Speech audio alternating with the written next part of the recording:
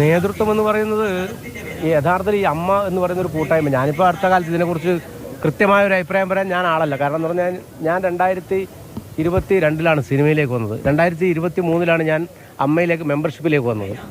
അപ്പോൾ ഇതിനെക്കുറിച്ച് ആധികാരികമായി എനിക്ക് അങ്ങനെ പറയാൻ പറ്റില്ല. പക്ഷേ അമ്മ സംഘടന ചെയ്യുന്ന ഒരുപാട് നല്ല കാര്യങ്ങളുണ്ട്. അതായത് ഇന്നിപ്പോൾ സിനിമയില്ലാതെ വീട്ടിൽ ഒതുങ്ങി കഴിയുന്ന കഷ്ടപ്പെടുന്ന ഒരുപാട് ആളുകളുണ്ട്. അവരെ സഹായിക്കാൻ അമ്മ സംഘടന ഏറ്റവും നല്ല നിലയിൽ തന്നെയാണ് പ്രവർത്തിക്കുന്നത്. കൈനീട്ടം പോലെയുള്ള പരിപാടിയുണ്ട്, അതുപോലെ തന്നെ ഇൻഷുറൻസ് ഉണ്ട്. ആ സഹായം കിട്ടുന്ന ഒരുപാട് ആളുകളുണ്ട്. അവരെ ചേർത്ത് പിടിക്കുന്നത് നമുക്ക് നല്ല കാര്യമില്ല. അതിൽ ഇപ്പോൾ ലാലേട്ടനായാലും മമ്മൂക്കയായാലും ചെയ്യുന്ന വലിയൊരു മാതൃകാപരമായ പ്രവർത്തനമുണ്ട്. അവരൊന്നും നമുക്ക് ഒരിക്കലും ഇതിൽ മാറ്റി നിർത്തിക്കൊണ്ട് മുന്നോട്ട് പോകാൻ പറ്റില്ല.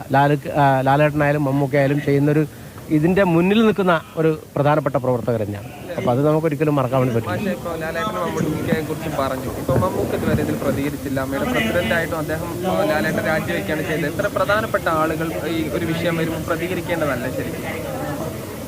എല്ലാ കാര്യത്തിലും ഇപ്പോൾ പ്രതികരിക്കണമെന്ന് ചോദിച്ചാൽ അതല്ല ശരിക്കും പറഞ്ഞാൽ ഒരു വ്യക്തിപരമായ തീരുമാനമായിരിക്കണം. അത് നമ്മളാരും പറഞ്ഞിട്ട് ചെയ്യേണ്ടതല്ലോ. എല്ലാ സിനിമാക്കാരും എന്തിനാ സംശയം മുനയിൽ നിർത്തുന്നത്? പ്രധാന പ്രശ്നം എന്ന് പറഞ്ഞാൽ ഇതിൽ പവർ ഗ്രൂപ്പ് ഉണ്ടെന്ന് പറയുന്നത് ഒരു 15 പേരുടെ കാര്യങ്ങളാണ് ഇതിൽ പവർ ഗ്രൂപ്പിൽ വരുന്നു അങ്ങനെയൊക്കെ പറയും. ഇതിപ്പോൾ എല്ലാവരും സംശയത്തിന്റെ മേളിലായിട്ട് ഇങ്ങനെ വരുന്നു. കൂടുതൽ ആരോപണങ്ങൾ പലരുടെ മേലും വരുന്നു. അതിനൊക്കെ കാര്യം നല്ലത് ഈ റിപ്പോർട്ടിൽ തന്നെ ആരെയാണ് ഇങ്ങനെ ആരോപിക്കുന്നതെന്ന് അവരുടെ പേര് പറഞ്ഞതിലെ കഴിഞ്ഞല്ലോ. പിന്നെ അതിൽ മറ്റ് ബാക്കിയുള്ളവരാരും ഭയക്കേണ്ടതോ അല്ലെങ്കിൽ അങ്ങനെയുള്ള മറ്റതിലൊരു വ്യാഖ്യാനങ്ങളിലേക്കൊന്നും പോകേണ്ട കാര്യമില്ല. നിങ്ങളൊരു ചോദ്യത്തിന് ഉത്തരം സമീപഭാവിയിൽ വരും. തീർച്ചയായും.